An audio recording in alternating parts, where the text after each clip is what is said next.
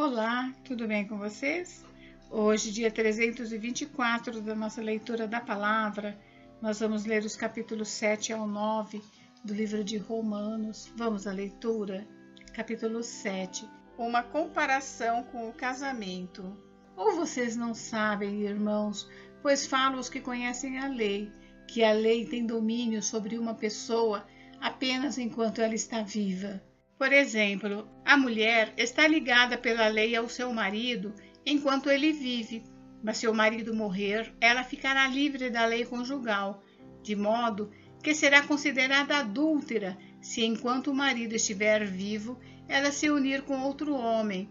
Mas se o marido morrer, ela estará livre da lei e não será adúltera se casar com outro homem. Assim, meus irmãos, também vocês morreram para a lei, por meio do corpo de Cristo, para que pertençam a outro, a saber, àquele que ressuscitou dentre os mortos, a fim de que frutifiquemos para Deus.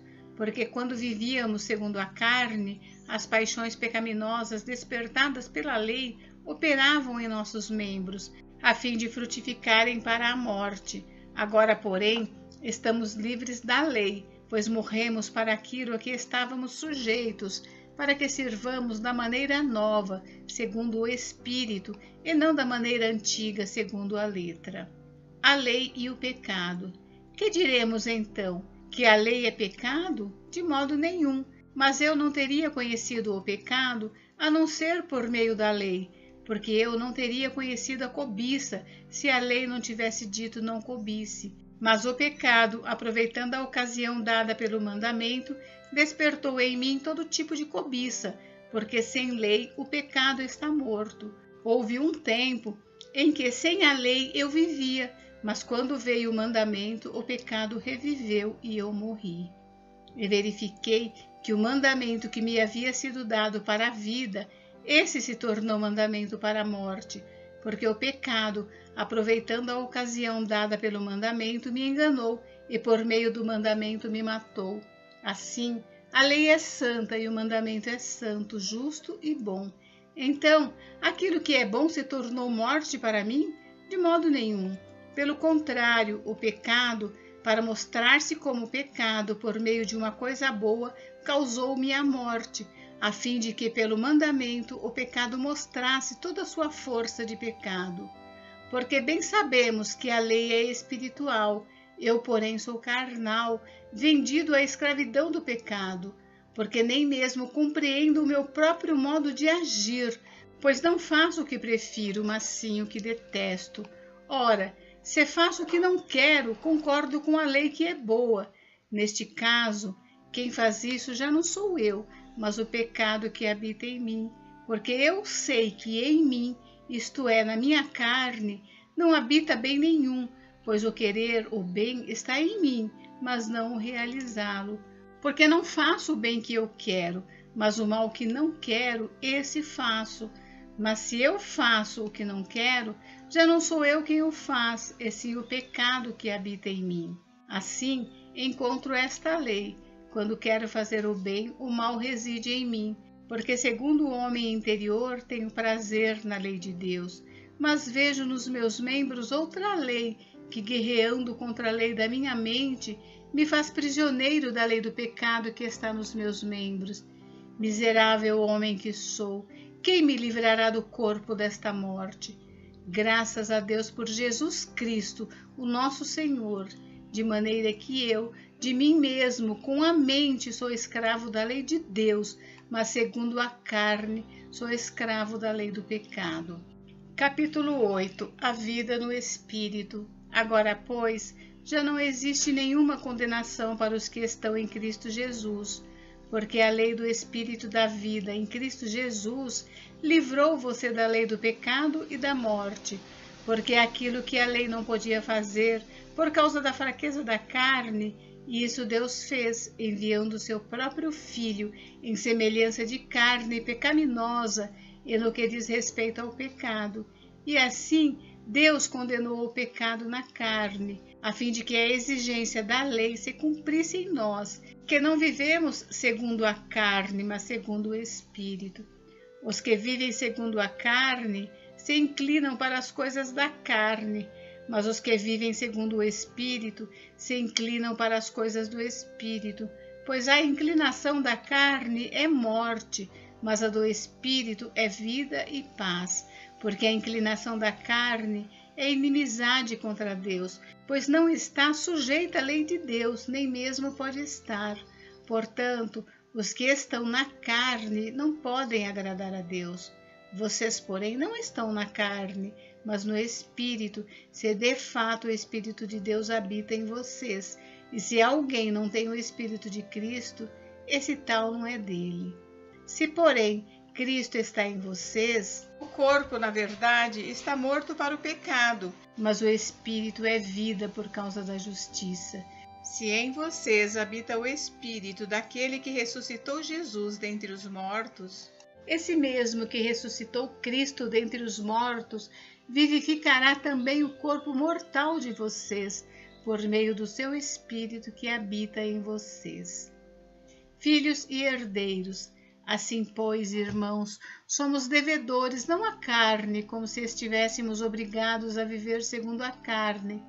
Porque se vocês viverem segundo a carne, caminharão para a morte, mas se pelo Espírito mortificarem os feitos do corpo, certamente viverão. Pois todos os que são guiados pelo Espírito de Deus são filhos de Deus, porque vocês não receberam o espírito de escravidão para viverem outra vez atemorizados, mas receberam o espírito de adoção, por meio do qual clamamos, Abba, Pai. O próprio Espírito confirma ao nosso espírito que somos filhos de Deus. E se somos filhos, também somos herdeiros, herdeiros de Deus e co-herdeiros com Cristo, se com ele sofremos, para que também com ele sejamos glorificados. Os sofrimentos do presente e a glória futura. Porque para mim, tenho por certo que os sofrimentos do tempo presente não podem ser comparados com a glória a ser revelada em nós. A ardente expectativa da criação aguarda a revelação dos filhos de Deus, pois a criação está sujeita à vaidade, não por sua própria vontade, mas por causa daquele que a sujeitou, na esperança de que a própria criação será libertada do cativeiro da corrupção para a liberdade da glória dos filhos de Deus. Porque sabemos que toda a criação a um só tempo geme e suporta angústias até agora, e não somente ela, mas também nós, que temos as primícias do Espírito, igualmente gememos em nosso íntimo, aguardando a adoção de filhos, a redenção do nosso corpo. Porque na esperança fomos salvos. Ora, esperança que se vê não é esperança, pois quem espera o que está vendo? Mas se esperamos o que não vemos, com paciência o aguardamos. A intercessão do Espírito.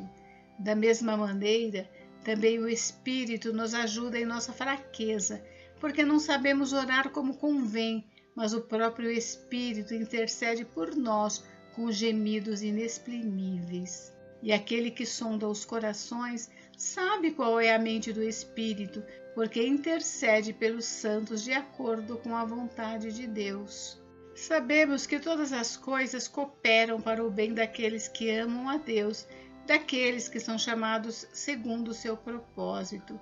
Pois aqueles que Deus de antemão conheceu, ele também predestinou para serem conformes à imagem de seu Filho, a fim de que ele seja o primogênito entre muitos irmãos. E aos que predestinou, a esses também chamou, e aos que chamou, a esses também justificou, e aos que justificou, a esses também glorificou. Nada nos separa do amor de Deus. Que diremos então à vista destas coisas? Se Deus é por nós, quem será contra nós? Aquele que não poupou o seu próprio Filho, mas por nós todos o entregou, será que não nos dará graciosamente com ele todas as coisas? Quem intentará acusação contra os eleitos de Deus? É Deus quem os justifica. Quem os condenará? É Cristo Jesus quem morreu, ou melhor, quem ressuscitou, o qual está à direita de Deus e também intercede por nós. Quem nos separará do amor de Cristo? Será a tribulação, ou a angústia, ou a perseguição, ou a fome, ou a nudez, ou o perigo, ou a espada? Como está escrito, por amor de ti, somos entregues à morte continuamente, fomos considerados como ovelhas para o matadouro. Em todas estas coisas, porém, somos mais que vencedores, por meio daquele que nos amou. Porque eu estou bem certo de que nem a morte, nem a vida, nem os anjos, nem os principados, nem as coisas do presente, nem do porvir, nem os poderes, nem a altura, nem a profundidade, nem qualquer outra criatura poderá nos separar do amor de Deus, que está em Cristo Jesus, nosso Senhor. Capítulo 9. Deus e o seu povo. Digo a verdade em Cristo, não minto, e a minha consciência confirma isso por meio do Espírito Santo. Sinto grande tristeza e tenho incessante dor no coração, porque eu mesmo desejaria ser amaldiçoado, separado de Cristo por amor de meus irmãos, meus compatriotas, segundo a carne. São israelitas, a eles pertence a adoção, assim como a glória, as alianças, a promulgação da lei, o culto e as promessas. Deles são os patriarcas e também deles descende o Cristo, segundo a carne, o qual é sobre todos, Deus bendito para sempre. Amém. E não pensemos que a palavra de Deus falhou, porque nem todos os de Israel são de fato israelitas, nem por serem descendentes de Abraão são todos filhos. Pelo contrário, por meio de Isaque será chamada a sua descendência. Isto é, não são os filhos da carne que são filhos de Deus, mas os filhos da promessa que são contados como descendência. Porque a palavra da promessa é esta: por esse tempo voltarei, e Sara terá um filho. E isso não aconteceu somente com ela, mas também com Rebeca, ao conceber de um só, de Isaque nosso pai. E os gêmeos não eram nascidos, nem tinham feito o bem ou o mal, para que o propósito de Deus quanto à eleição prevalecesse, não por obras, mas por aquele que chama. Como foi dito a Rebeca, o mais velho será servo do mais moço. Como está escrito, amei Jacó, porém desprezei Esaú. Que diremos então? Que Deus é injusto? De modo nenhum. Pois ele diz a Moisés: terei misericórdia de quem eu tiver misericórdia, e terei compaixão de quem eu tiver compaixão. Assim, pois, isso não depende de quem quer ou de quem corre, mas de Deus que tem misericórdia. Porque a Escritura diz a Faraó: foi para isto mesmo que eu o levantei, para mostrar em você o meu poder, e para que o meu nome seja anunciado em toda a terra. Logo, Deus tem misericórdia de quem quer, e também endurece a quem ele quer. A soberania de Deus. Mas você vai me dizer: por que Deus ainda se queixa? Pois quem pode resistir à sua vontade? Mas quem é você, caro amigo, para discutir com Deus? Será que o objeto pode perguntar a quem o fez: por que você me fez assim? Será que o oleiro não tem direito sobre a massa para do mesmo barro fazer um vaso para honra e outro para desonra?